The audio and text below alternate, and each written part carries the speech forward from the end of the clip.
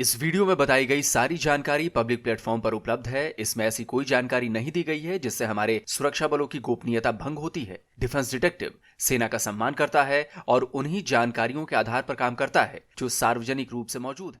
भस्मासुर राक्षस की कहानी जानते हैं ना आप? ऐसा राक्षस था जो किसी पर भी हाथ रख देता था तो वहीं पर भस्म हो जाता था, यानी कि खाक हो जाता था। अपनी इस ताकत के दम पर उसने हर जगह आतंक मचा दिया था। और जब उसका उत्पात बहुत ज्यादा बढ़ गया तो भगवान विष्णु ने मोहिनी रूप में ऐसा जाल उसके ऊपर फेंका कि भस्मासुर ने खुद ही अपने सर पर हाथ धर लिया और फिर क्या था, वो वहीं भस्म हो गया। बांग्लादेश की हालत भी आज भस्मासुर जैसी ही है। बांग्लादेश भी भारत को नुकसान पहुंचाने के चक्कर में खुद को भस्म किए जा रहा है। नमस्कार दोस्तों, डिफेंस डिटेक्टिव के एक और नए एपिसोड में आप सभी का स्वागत है। मैं हूं आलोक।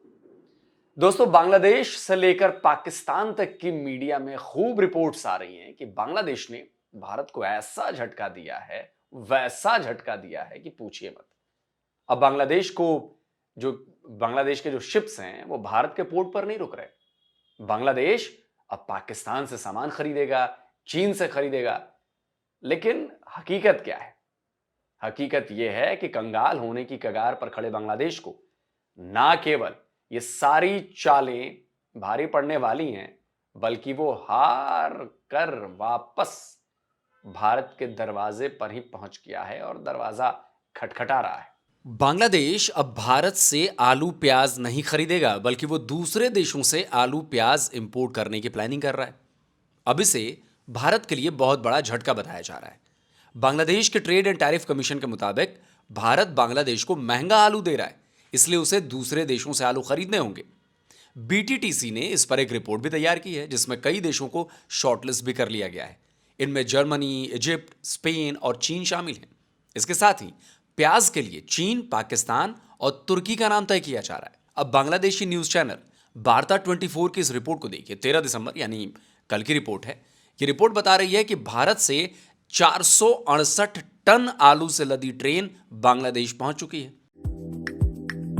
বেনাপোল বন্দর দিয়ে ভারত থেকে এবার আমদানি করা হয়েছে 468 মেট্রিক টন আলু। বৃহস্পতিবার রাত 10টার দিকে ভারতের পেট্রোপোল বন্দর দিয়ে কার্গো রেলে আলু প্রবেশ করে বেনাপোল বন্দর রেল স্টেশনে। শনিবার পণ্য চালানটি খালাস করা হবে। বেনাপোল স্থল বন্দরে C&F এজেন্ট আলম অ্যান্ড সন্সের প্রতিনিধি নাজমুল আরফিন জনি জানিয়েছেন, ভারত থেকে ট্রেনে 468 মেট্রিক টন আলু আমদানি করা হয়েছে। পণ্য চালানটি ছাড় করানোর জন্য শনিবার বেনাপোল কাস্টম হাউসে কাগজপত্র দেওয়া হবে। भारत से चली आलू से भरी ये ट्रेन बांग्लादेश में जसोर के बेनापुल पहुंची थी और आज से इस ट्रेन की अनलोडिंग भी शुरू हो गई। भारत से भेजे गए ये आलू ढाका और आसपास के इलाकों के मार्केट तक पहुंचाए जाएंगे। इस ट्रेन में आलू से भरी हुई 9,460 बोरियां हैं और बताया जा रहा है कि इस पूरे कंसाइनमेंट की इंपोर्ट वैल्यू $10,07,640 है। अरे भाई बांग्लादेशियों, क्या हो गया भाई? अभी तो 2-4 दिन पहले कह रहे थे कि भारत महंगे आलू देता है। हम भारत से नहीं, जर्मनी से खरीदेंगे, स्पेन से खरीदेंगे, इजिप्ट से खरीदेंगे और चीन से आलू खरीदेंगे। और 4 दिन बाद ही भारत से आलू मंगवा लिए। क्यों इतने बेगैरत हो भाई? जो कहते हो कम से कम उस पर कुछ महीने तो टिको। कितनी जल्दी पलटी मारते हो। अब आपको बताता हूं कि बांग्लादेश के पलटी मारने की जो असली वजह है वो क्या है। दोस्तों, भारत ही है जो अब तक बांग्लादेश को सबसे ज्यादा आलू एक्सपोर्ट करता है। अभी कुछ समय पहले की ही बात है, बांग्लादेश भी आलू एक्सपोर्ट करता था। आलू एक्सपोर्ट करने में चीन और भारत के बाद एशिया में तीसरे नंबर पर आता था। लेकिन पिछले साल मामला उल्टा हो गया। घरेलू बाजार में आलू की कीमतें आसमान छूने लग गईं और बांग्लादेश के पास अपने बाजारों में बेचने के लिए आलू ही नहीं थे। तब उसने भारत से मदद मांगी और तब से अब तक भारत कई बार बांग्लादेश को आलू की सप्लाई कर चुका है। बांग्लादेश ने भारत से आलू तब खरीदने शुरू किए थे जब उसके मार्केट में 1 किलो आलू की कीमत 40 से 50 टका तक पहुंच चुकी है। लेकिन आज तो ये उससे 2 गुना है। आज बांग्लादेश के बाजारों में आलू 90 से 100 टका किलो की दर पर बिक रहा है। भारत ने साल 2023-24 के वित्तीय वर्ष में बांग्लादेश को 7.24 लाख टन से भी ज्यादा आलू की सप्लाई की है। पिछले साल जब बांग्लादेश में आलू की भयंकर कमी हो गई थी, तब भारत ने $145 मिलियन के 6.71 लाख टन आलू भेजे थे। लेकिन आज बांग्लादेश को भारत के आलू महंगे लगने लगे हैं। वो चीन से, इजिप्ट से, जर्मनी से और स्पेन से आलू मंगवाने की बात कर रहा है। बांग्लादेश के ट्रेड एंड टैरिफ कमीशन ने इसे लेकर एक रेट लिस्ट भी जारी की है। इसमें बताया जा रहा है कि जर्मनी से $250 से $500 प्रति टन की रेट से आलू मिल सकता है। वहीं स्पेन से 300 से 400, चीन से $550 से 700 और इजिप्ट से $750 से $800 प्रति टन के हिसाब से आलू खरीदा जा सकता है। लेकिन अपनी इसी रिपोर्ट में बीटीटीसी गजब की बात कर रही है। उसने रिपोर्ट में यह भी बताया है कि भारत से उसे किस दर पर आलू मिल रहा है। देखिए क्या लिखा है। भारत से आलू खरीदने की कीमत 2 दिसंबर को $355 प्रति टन थी, जबकि एक महीने पहले यानी नवंबर में यह $329 और एक साल पहले $266 थी। रिपोर्ट में यह भी बताया जा रहा है कि भारत में आलू के दाम तेजी से बढ़ रहे हैं। अरे भांग खाकर बैठे हो क्या बांग्लादेशियों? भारत में दाम तो बढ़े हैं आलू के, इसमें कोई दो राय नहीं है। लेकिन तुम जो दूसरे देशों से आलू खरीदने जा रहे हो, वहां जो कीमत चुकाओगे उससे तो कम ही दाम है भारत में। ठीक यही बात प्याज को लेकर भी है। प्याज के लिए बांग्लादेश ने पाकिस्तान, चीन और तुर्की को चुना है। बांग्लादेश का कहना है कि चीन $430 से $650 पर टन, पाकिस्तान $500 से $650 पर टन और तुर्की $600 से $700 पर टन के हिसाब से प्याज मुहैया करवा सकता है। जबकि Bangladesh trade and tariff commission का कहना है कि भारत में प्याज के दाम पिछले एक साल में 131% तक बढ़ गए हैं। लेकिन ये दाम इतने बढ़कर कितने हुए, जरा ये भी देख लीजिए। बीटीटीसी का कहना है कि 2 दिसंबर को भारत में एक टन प्याज की कीमत $564 थी, जो एक महीने पहले यानी नवंबर में $510 और एक साल पहले $244 थी। तो अभी अगर $564 भी माने तो ये चीन, पाकिस्तान और तुर्की की कीमत से ज्यादा तो नहीं है। यानी कीमत तो मुद्दा है ही नहीं, मुद्दा है भारत से दुश्मनी का। तो ठीक है भाई, जहां से मर्जी वहां से खरीदो। भारत कौन सा तुम्हारे आगे हाथ जोड़ने वाला है कि भैया हमारे यहां से आलू प्याज खरीद लो, सस्ता मिलता है, सस्ता खरीदो। और अगर महंगा खरीदने का मन हो तो महंगा खरीदो भाई। लेकिन जब इतनी दलीलें दे डाली, मीडिया में रिपोर्ट छपवा दी, तो फिर क्यों भारत से मंगवा लिया आलू? इसकी कहानी क्या है?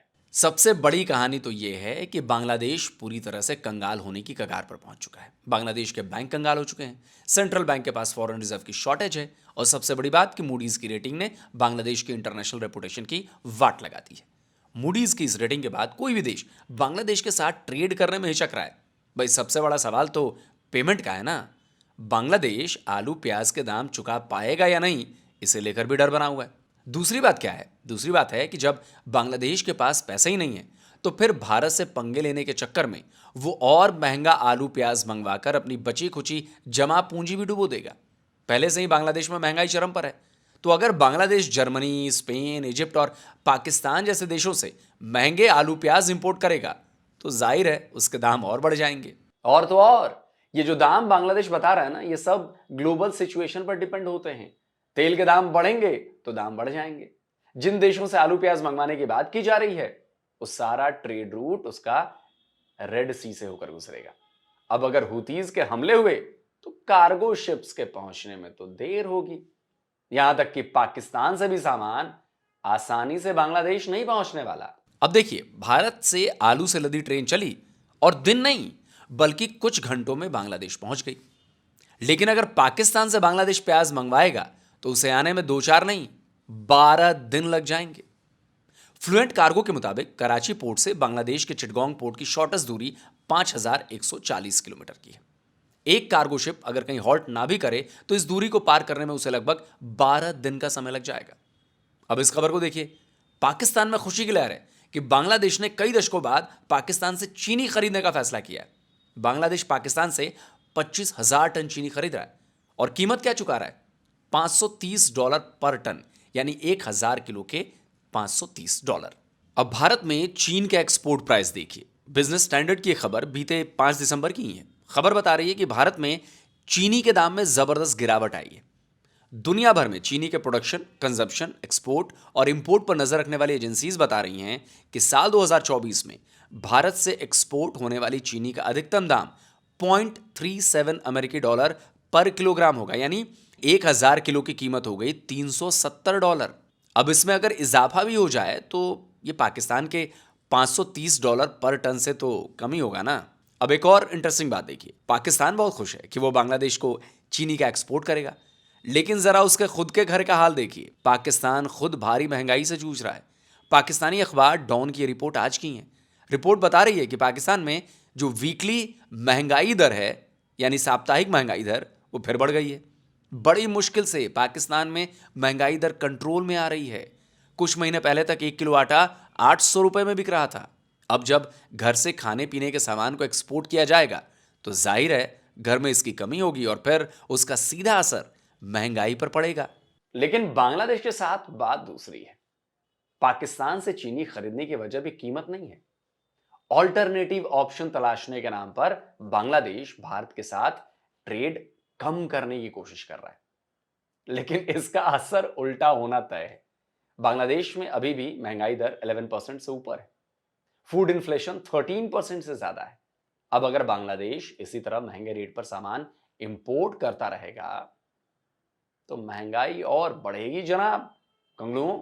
इसलिए मैंने कहा था कि बांग्लादेश भस्मासुर हो गया है।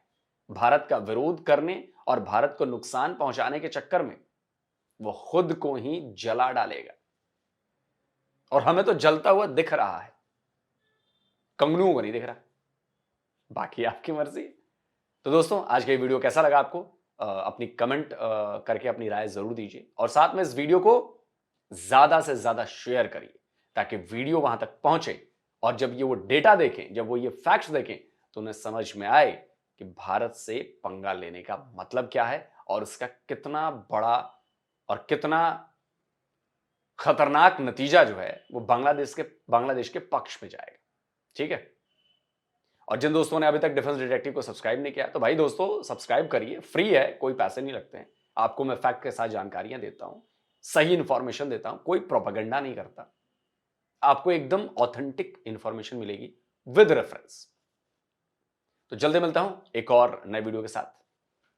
नमस्कार, जय हिंद। तो अगर आप चाहते हैं मुझसे बात करना, मुझसे कोई सवाल पूछना, तो फैन कॉल पर आप मुझसे कनेक्ट हो सकते हैं। फैन कॉल में ये सुविधा है कि आप अपने हिसाब से वहां पर जाकर टाइम स्लॉट बुक कर सकते हैं कि आपको फलाने दिन मुझसे बात करनी है, फलाने टाइम पे मुझसे बात करनी है। लेकिन ये भी बता दूं कि ये पेड सर्विस है।